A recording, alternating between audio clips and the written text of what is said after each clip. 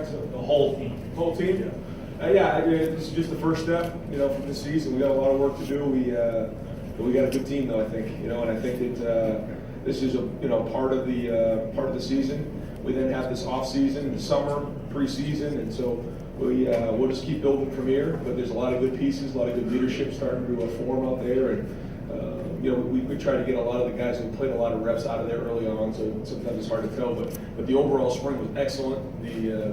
The energy was really good. I thought guys got tougher. It was a physical spring. Over here to the right, Rob. Brian, what usually lags behind with quarterbacks? I mean, what do they have to kind of catch up with? That's a good question. So I think that when you're in the meeting room and you're learning the offense, it's one thing to say it, it's one thing to see it on film, it's another thing to do it in a 7-on-7 where there's no rush, and then when the rush is going, so it's all the progression, and so you can't simulate all that.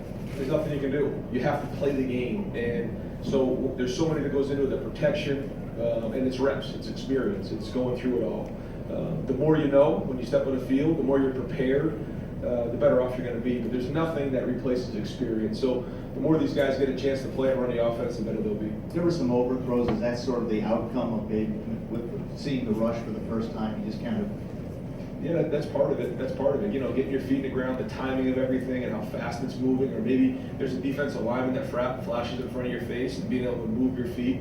And again, we have to drill that. We have to get better at that, so those things don't happen. But again, if you've never done it with a real guy rushing at you, it's very, very different. And so the more times they get it, the better they'll be. Over here to the left, Dave.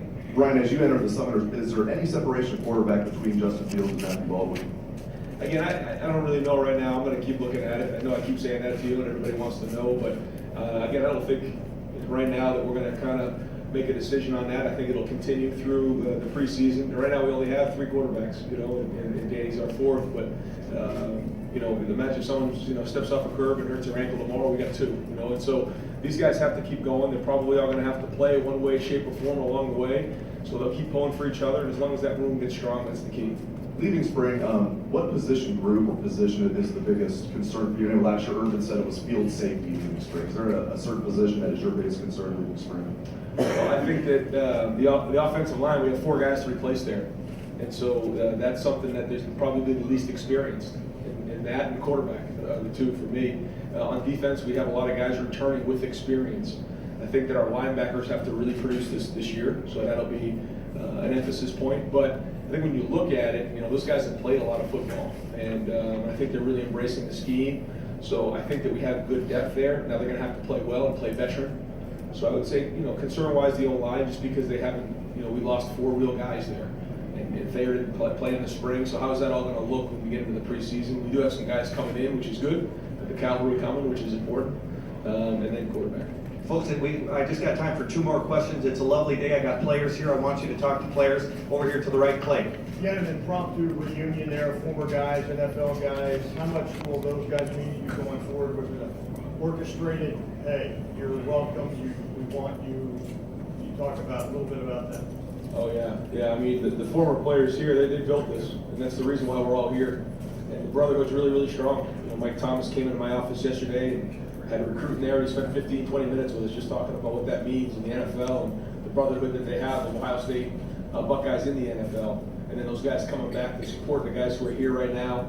It's a special group. You can see it. I mean, when you go around, you go from guy to guy. It's not just, former Buckeyes. It's, NFL greats. It's, former Buckeye greats and All-Americans and all-conference players. So it's just remarkable when you get around those guys, the excellence that you're around. Did you see the proposal? Yeah, I did, and I was told ahead of time of that, and I think that Drew and his girlfriend have a special relationship, so that was good for them to see, and the team's reaction was pretty good. And over finally to the left over here, Doug. Ryan, you guys had a quarterback competition last spring with Dwayne and Joe, and obviously that was 2 much more experienced guys. Just in terms for all of us of maybe trying to just understand context of where this competition is now compared to last year, just what's it been like this spring when you have a competition, but again, just 2 much younger guys? Yeah, another great question.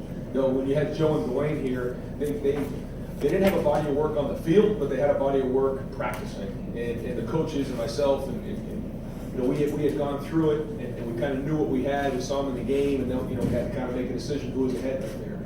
The guys we have here, these guys, they should have been in high school at this time last year. So they don't have that body of work. They're still a work in progress. They're still growing. They're still making mistakes.